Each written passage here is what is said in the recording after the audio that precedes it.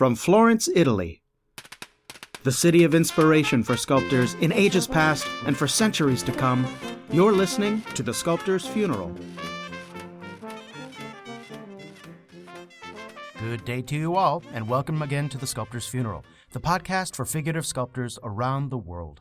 And I'm your host, Jason Arkles, a sculptor and art historian living and working in Florence, Italy, where all the great sculptors are dead, and I don't feel so well myself. And today, we're going to round off the discussion of the life of the great sculptor Phidias with an examination of the Parthenon and the sculpture Phidias designed for it. Now, if Phidias is the most famous of the ancient Greek sculptors, then the decorative scheme he developed for the Parthenon is the greatest achievement of the greatest Greek sculptor. It really stands as the quintessence of what we consider to be classical sculpture, the yardstick by which all other figurative sculpture is ultimately measured. Now, whether this assessment of the Parthenon statues is justified, that can be debated, but what is certain is that for centuries, that's the reputation the Parthenon sculptors have enjoyed. And this is actually a bit of a problem for us today, because so much has been written and said about the Parthenon sculptures, everyone from Pliny to Van Clement to Kenneth Clark. Their influence in history and culture and on sculptures over the centuries is so profound, it's actually almost impossible to judge the quality of these works on their own merits. Like the Mona Lisa or the David, the Parthenon sculptures have a life of their own, residing in our culture's consciousness and cloaked with a significance very distinct from the original intentions of the work.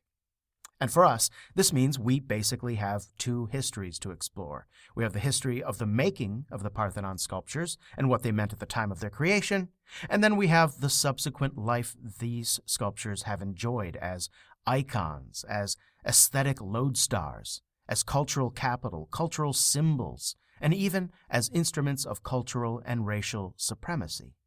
It's a lot to unpack. We'll start our discussion with the Parthenon itself. Now, I talked briefly about it in the last episode, along with the rest of the life of Phidias, and I'll be just as brief here. So the Parthenon, which means House of the Virgin, was a temple dedicated to Athena, the patron goddess of the city of Athens. Its real purpose was not goddess worship, though, but rather it was built as a treasure house for the Athenian Empire, a collection of Greek city-states known as the Delian League. The Parthenon was the brainchild of the ruler of Athens, Pericles, to be the ultimate architectural icon of Greek might, built in celebration of the Greeks' victories over its archenemy, the Persian Empire. Now, there were two architects who designed the Parthenon, Ictinus and Callicrates, while the sculptor, Phidias, who had a hand in overseeing the general construction projects on the Acropolis, was also responsible for the sculptures of the Parthenon. The work started in 447 BC and was complete by about 431. Now, Phidias may have been dead or out of Athens by the time the work was complete, and it's generally accepted that he did little, if any, of the actual carving of the marble statues on the Parthenon. Instead, he likely made plans and models for others to follow. But how much of the hand of Phidias that can be detected in any of the surviving works? Well, that's anyone's guess.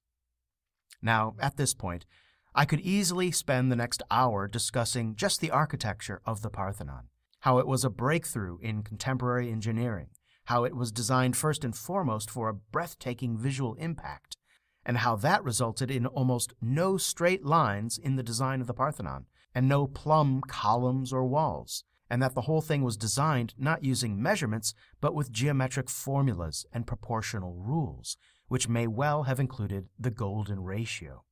The golden ratio, also known as the golden mean, is also known as phi, P-H-I, the Greek letter phi.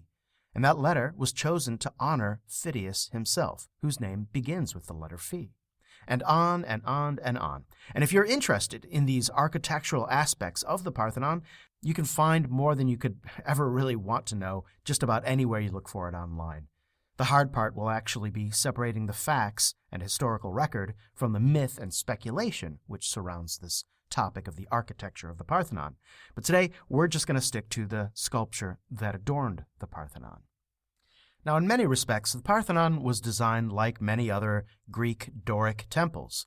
Like the Temple of Zeus at Olympia, it consisted of a peaked roof, supported by lintels which rested on rows of columns which ran around the four sides of the temple.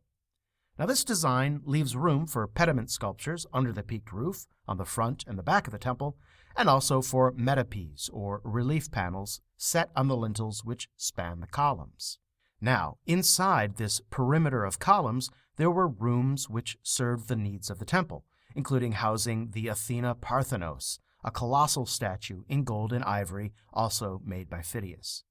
But what the Parthenon had that other temples didn't was a second set of columns inside the first set, but just on the front and the back ends of the temple. So imagine you are entering the Parthenon, right? First you walk in between two columns, but before you get to the door of the temple proper, you must pass through a second set of columns. If this is kind of confusing, don't worry. There's a floor plan of the Parthenon that you can find at thesculptorsfuneral.com. Click on the image gallery link at the top of the homepage and select episode 79. So anyway, go back to imagining that you're walking into the Parthenon. Actually, rewind a little bit. Pretend you're just walking up to the Parthenon, all right, and just about to enter. So as you mount the steps and approach that first row of columns, look up, and you will see the pediment sculptures way up under the peaked roof. And below that, you'll see the metopes, the series of relief panels set into the lintels. Now keep going inside, and you come to that second row of columns, and you again look up. But instead of seeing metopes, you see something new, a frieze. Now a frieze is a relief panel, but unlike a metope, this relief stretches all the way from one side of the facade to the other, a single continuous picture in relief. In fact, it goes much farther than just across the front of the Parthenon. If you walk around the corner and walk down the side of the Parthenon, you're going to see that the frieze continues around the corner and down the side. In fact, it completely rings the lintels and masonry of the inner rooms of the Parthenon, a single relief stretching 524 feet, or 160 meters. So, to recap, the sculpture on the Parthenon, it consists of 524 feet of a single frieze, 92 other reliefs set as metopes decorating the outer lintels, and then finally 2 colossal pediment groups. Now, it's not surprising then that Phidias didn't carve all these himself, and probably he was just too busy organizing and supervising the enormous quantity of work to even touch a chisel at the time. What is surprising is that all this work was completed in just 15 years. We have no idea how many sculptors actually worked on the Parthenon. Some say as few as 10 or 12, and others say hundreds, but we really have no idea. And before we dive into a discussion about the sculptures themselves, I should bring up the fact that today the Parthenon, of course, is in ruins, and most of you already knew that. Over the last 2,400 years, the Parthenon has suffered quite a bit. It was turned into a Christian church in the 6th century A.D., and pious Christians vandalized or destroyed many of the pagan figures during this time. And in the 15th century, it was made into an Islamic mosque and suffered further damage. But until the year 1687, less than 350 years ago, the Parthenon was still a usable, functional building, with its roof and its interior walls intact. In fact, it was as outstandingly strong in 1687 as the year it was completed. One writer in the 1660s described the Parthenon as an impregnable fortress not made by human agency.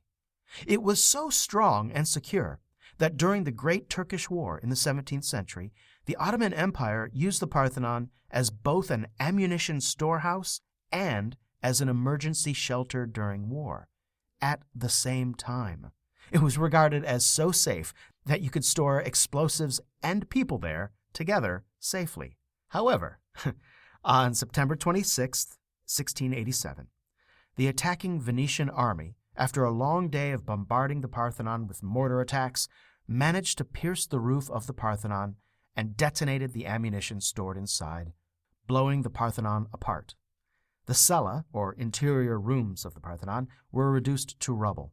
The entire roof caved in, almost half of the pediment sculptures were thrown to the ground off the pediments, and many of the metope reliefs and the frieze were severely damaged, and in many cases obliterated.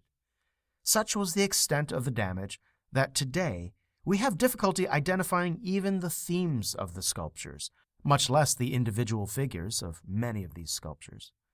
Once again, we have to infer the greatness of Greek sculpture from fragments and secondary sources. So on that cheerful note, let's start with the metopes, the series of 92 reliefs set around all four sides of the Parthenon at the height of the lintel. Now, these were probably the first set of sculptures made for the Parthenon, finished no later than around 438 BC. And we can know this because the reliefs were not something added to the architecture, they were part of the architecture itself, carved into the stone, comprising the load-bearing walls and lintels, rather than just being attached to the walls. And written sources have informed us as to the time when this phase of the building was complete, so we can infer that the metopes must have been in place by then as well. So the metopes on the four sides of the Parthenon, they represent four motifs, all seemingly based on a single theme, and that theme is war. So on the south side, we have that ever-popular scene, the Centauromachy, or Battle of the Centaurs.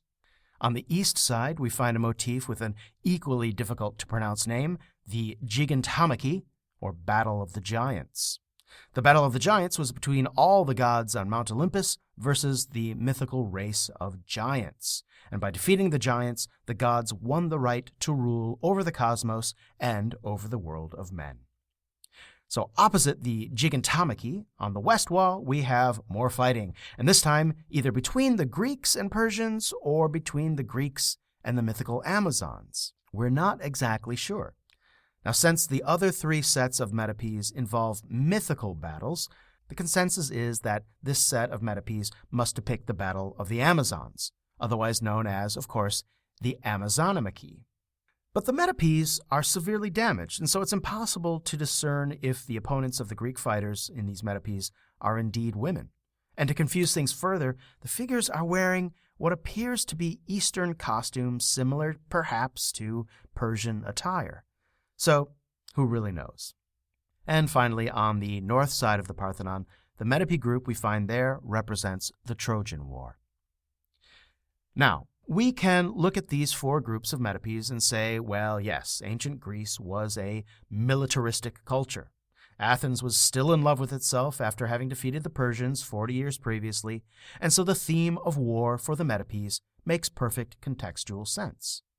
Or we can go a little further, as some art historians and archaeologists have, and perceive a slightly deeper meaning to these reliefs, other than we're Greek and we like to fight. Now, since the Greeks chose mythological battles for the metopes, perhaps we're supposed to consider war itself on metaphorical terms. We can imagine that what is really being talked about here is the struggle of good over evil, or maybe, and more specifically, order over chaos. After all, it was victory in battle which brought not just peace to the Athenians, but prosperity, which led to unprecedented advancements in culture and learning. The chaos of war brought the order of the Golden Age of Athens. Perhaps the metopes are a recognition of this rather than merely a glorification of war. Now, there's another interpretation of the metopes that I recently came across, and it's interesting enough to mention. I don't think it's the most probable explanation for the metopes, but it is good food for thought. Now, let's look at these four motifs of the metopes again. We have the Battle of the Giants, in which Zeus and his wife Hera are featured fighting side by side. Then we have the Battle of the Centaurs, which was started when the centaurs tried to defile a wedding feast. The third theme, of course, is the Trojan War, which started when the wife of the king of Sparta was abducted. And then finally we have the Battle of the Amazons, a battle against a race of women in non-traditional roles. Now, can we sense a theme here? A few historians postulate that the real theme of the metopes involves around marriage and the domestic family as being the central aspect of society, the order that marriage brings, and the chaos inflicted when marriage is broken apart, whether by force or by refusal of the traditional roles of men and women. Again, I don't think this is the intended goal of the metopes, and I think that the fact that societal roles and significance of women feature in all four of these motifs is little more than coincidence. I mean, the struggle between women and men, in its various forms, is one of the central narratives of all time. I mean, it's bound to crop up again and again in mythological plots and subplots. There just isn't any evidence that these reliefs were intended to be read as commentary on the importance of the family unit in Greece, and more tellingly, there's no record of the reliefs being interpreted this way until the 21st century. So, it's still kind of interesting to think about, and it at least gives us insight into the inherent significance of women in ancient Greek history and society.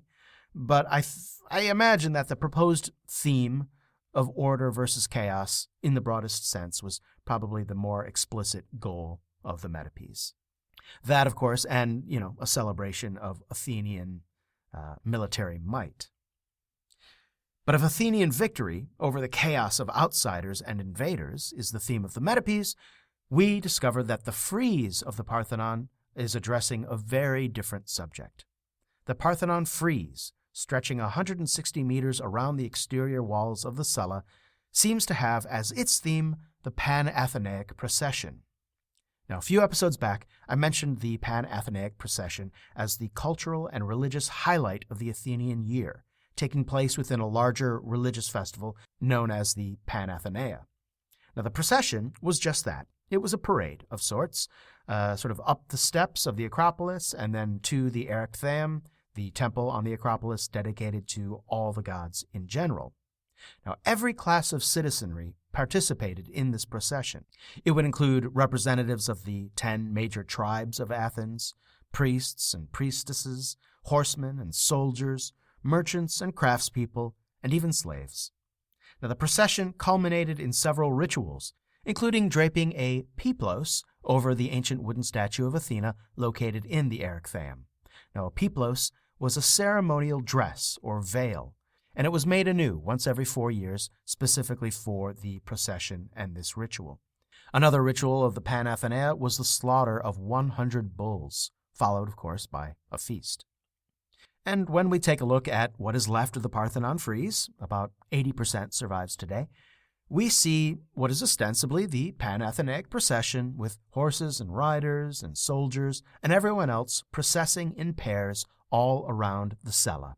It doesn't appear too hard to interpret, except that it is actually just as likely that this is not representing the Pan-Athenaic procession.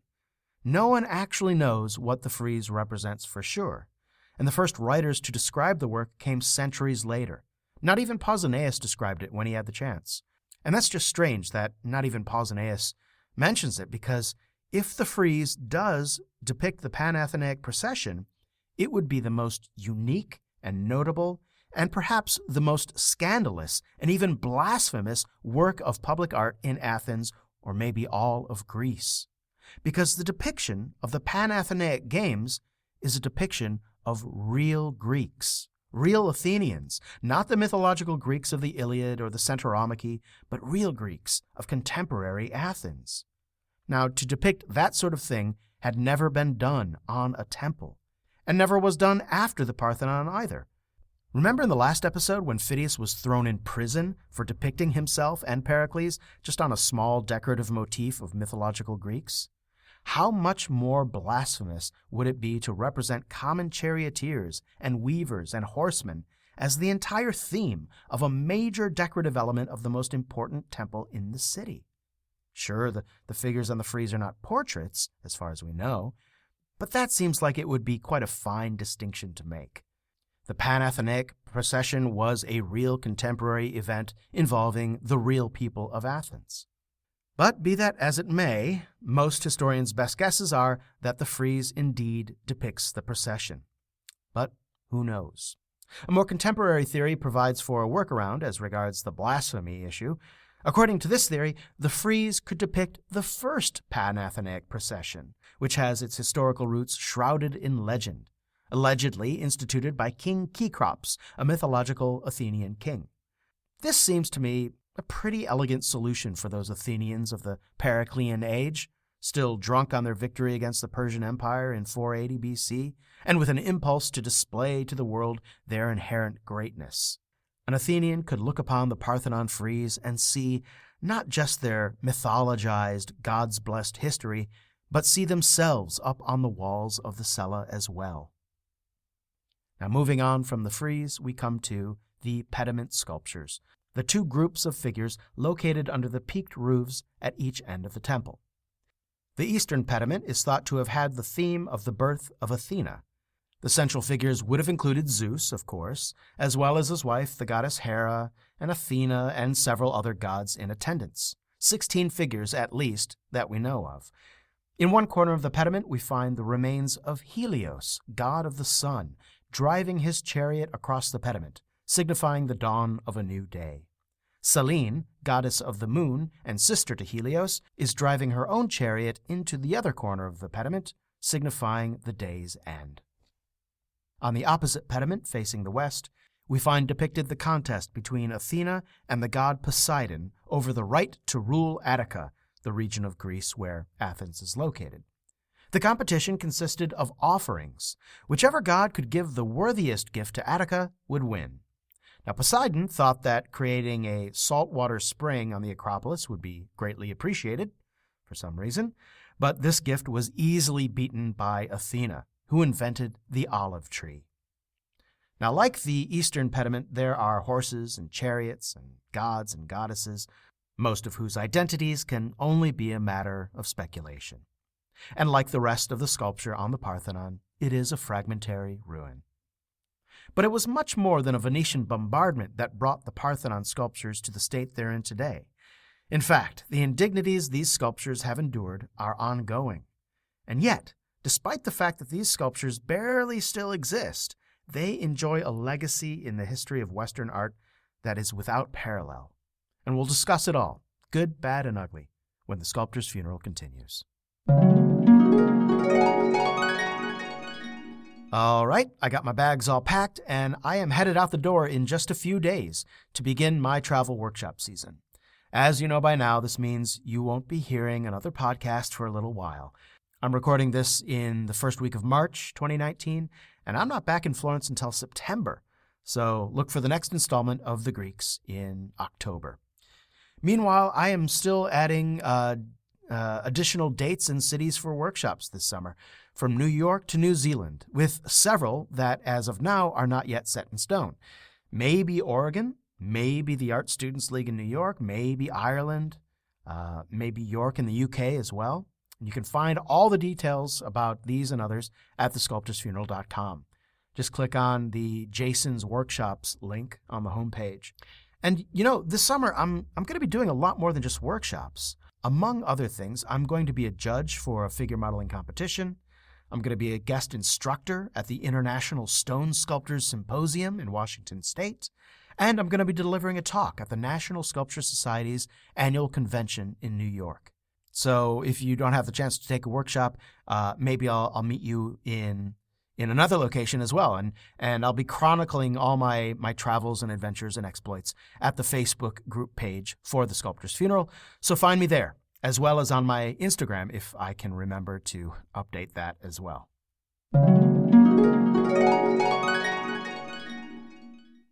So, the Parthenon and its sculptures were the epitome of the Periclean age, one of the greatest periods in the history of Western civilization.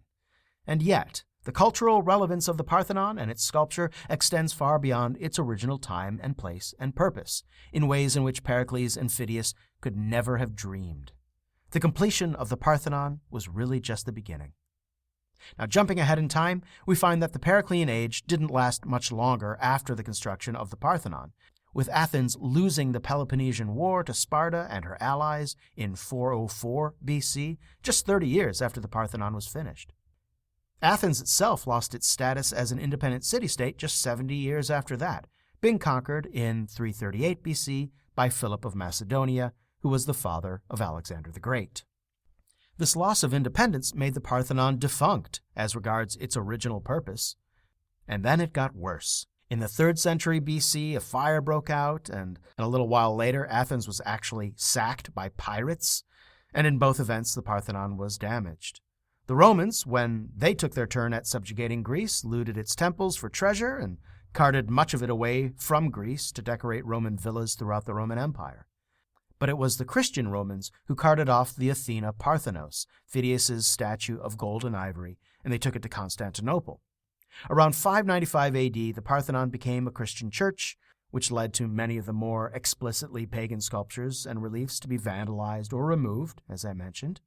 And then, 800 years after that, it became an Islamic mosque, and another round of vandalism occurred then. And almost 200 years after that, we arrive at 1687, the year the Venetians shelled the Parthenon, leading to an explosion which left the building in a ruin. And then it got worse.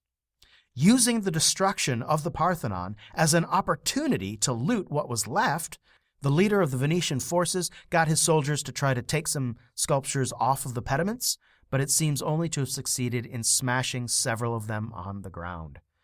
In any event, Venetian control over Athens lasted only a year, until the occupiers retreated and Athens was once again under the dominion of the Turkish Ottoman Empire. For the next century, the ruins of the Parthenon served more or less as a quarry for building material for a small mosque actually built within the Parthenon itself. Now, it's worth pausing here and reflecting that for 2,000 of the 2,400-year history of the Parthenon was not the Parthenon as we think of it. It wasn't a Greek temple. Yet today, we have a strong cultural conception of the Parthenon as something enduring and eternal, something we have always cherished in Western culture. But that notion of the Parthenon as something to be cherished as the cradle of our civil society, as something belonging to all of us within Western culture, that conception did not arise until the 18th century, around the time of the writings of Johannes Winckelmann and the advent of neoclassicism. Now, I did an episode on neoclassicism a while ago, so if you're not familiar with what I'm talking about, I recommend listening to that for a little more background. But in a nutshell, neoclassicism in art and culture more generally was a period of renewed appreciation for the art and culture of classical antiquity, similar to what happened in Florence and Rome during the Renaissance, but in the context of the Enlightenment rather than the context of the Reformation.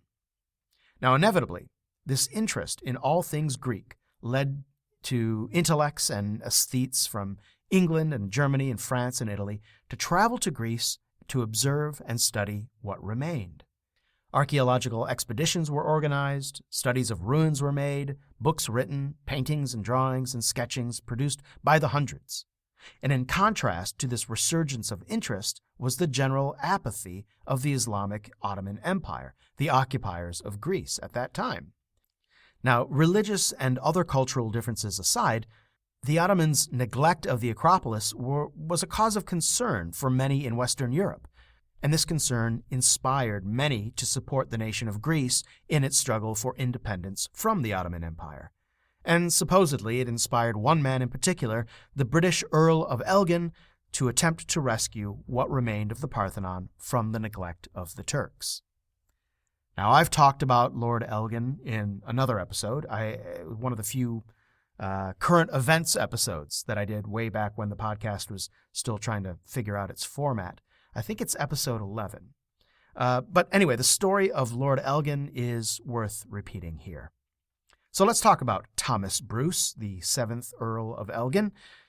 As one of the many lovers of all things Greek, in 1801, while serving as ambassador to the Ottoman Empire, Lord Elgin allegedly obtained permission from the Ottoman government not only to measure, record, and draw the Parthenon, but to be able to take molds and make casts of the sculptures there, to excavate, and he was also, allegedly, given permission to take away any sculptures he might find.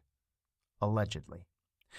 Now, in an effort that took 11 years, and paying for the operation entirely out of his own pocket, Lord Elgin removed more than half of the remaining sculptures from the Parthenon.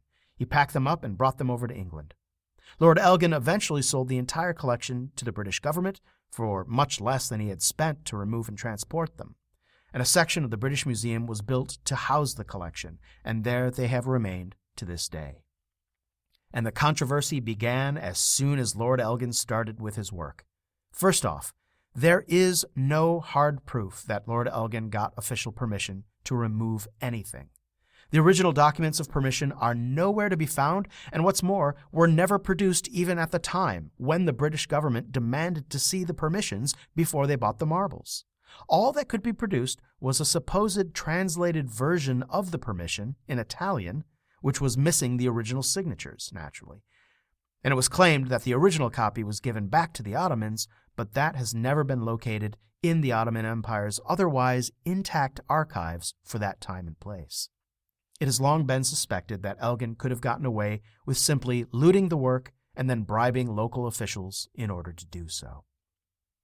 What a lot of people today don't realize is that Lord Elgin wasn't even acting on behalf of the British government when he decided to take the Parthenon sculptures. And the British government didn't want Elgin to take the sculptures in the first place.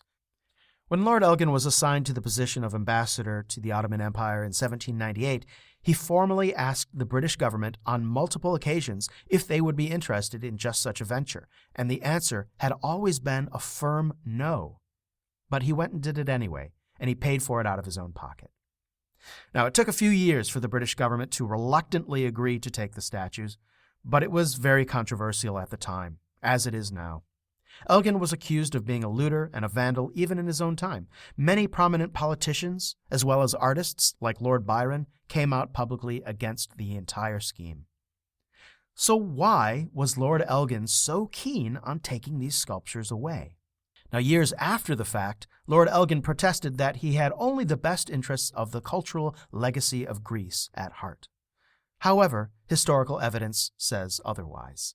The author Christopher Hitchens, in his book on the subject, titled Imperial Spoils, sums up what we know about Lord Elgin's motives, writing that Lord Elgin intended to use the sculptures as decoration for his Scottish ancestral home, but he had to eventually sell the marbles off to pay for his divorce settlement. It does seem that Lord Elgin did eventually at least pretend to have good intentions, and apparently believed that Elgin himself, and then subsequently the British government, would be better caretakers than the neglectful Ottomans. Sadly, that hasn't proven to be the case.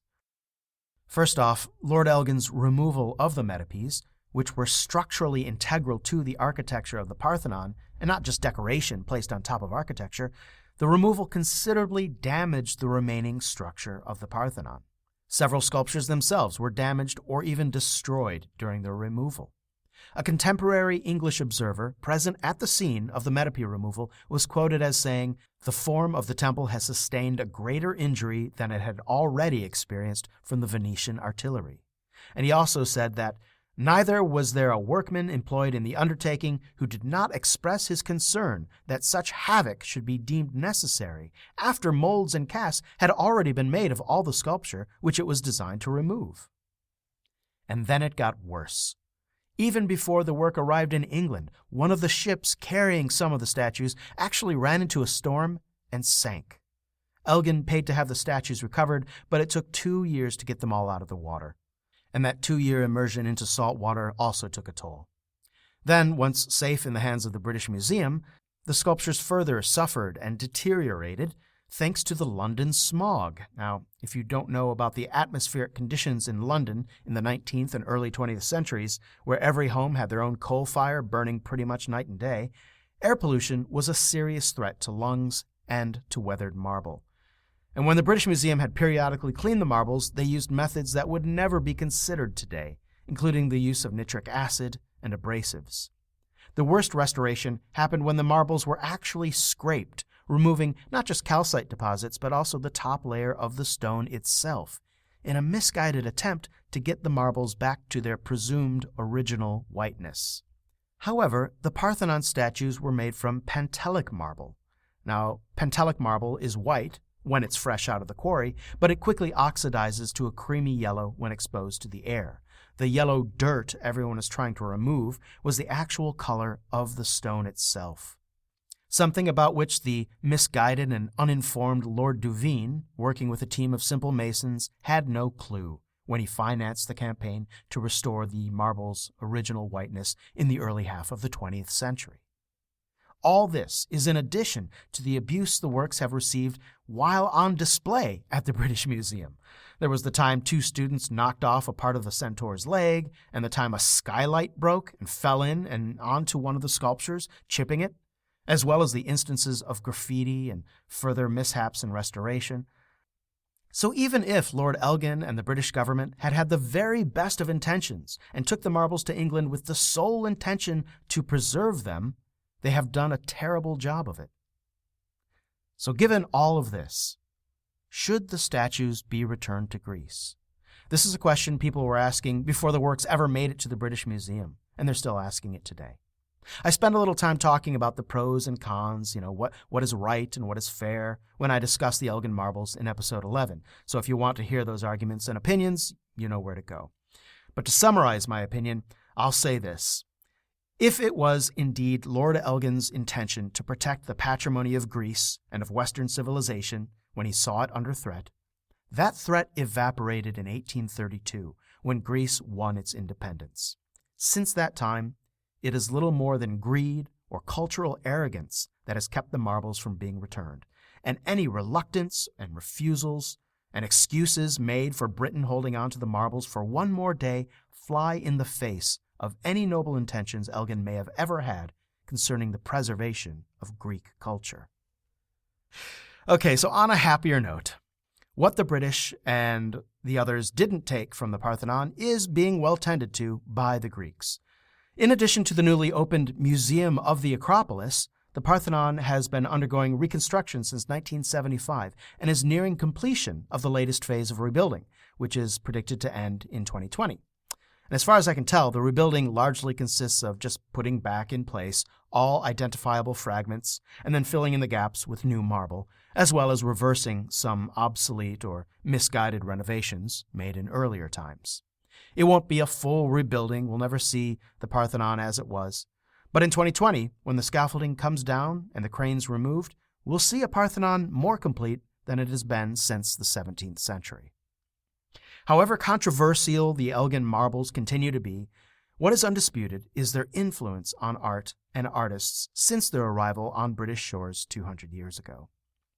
For better or worse, it fueled the neoclassical ethos in England, where it dominated artistic production long after neoclassicism faded away on the continent in places like France.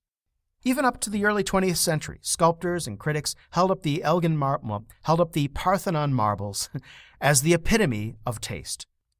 And finally, one artistic and aesthetic legacy of the Parthenon marbles in England lives right on to our present day, spreading from England around the globe in the form of a genre so prevalent and enduring in figurative sculpture that few sculptors are even aware of the genre's origin.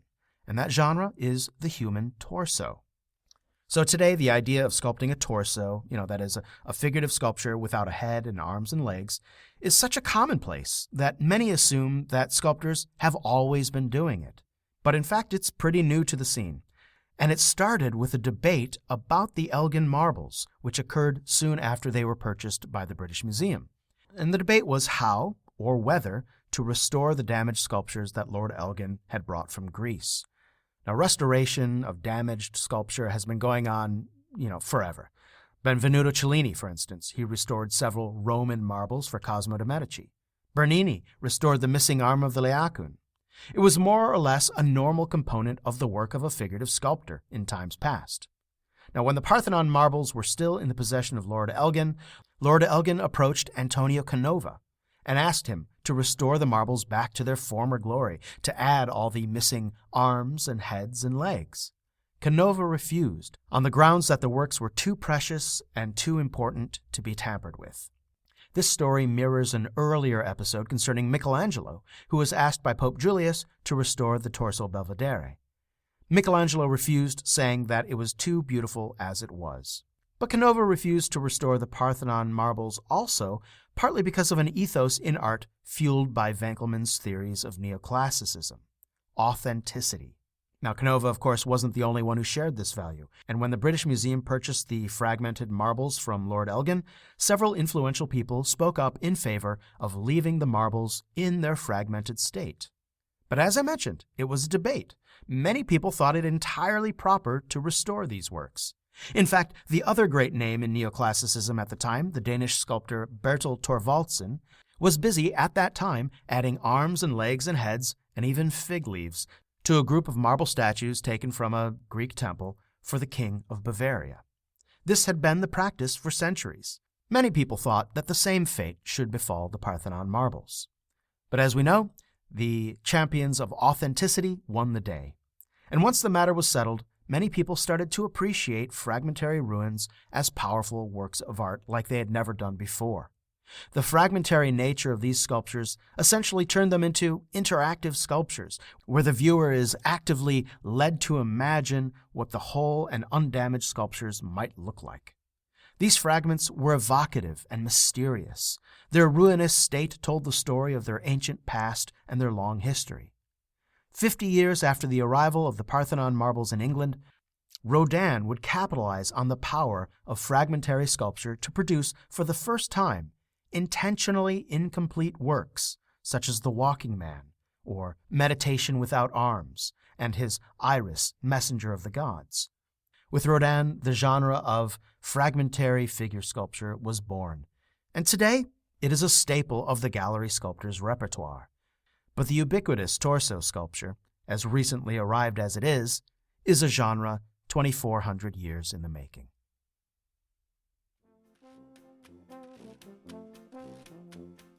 I want to thank you once again for listening.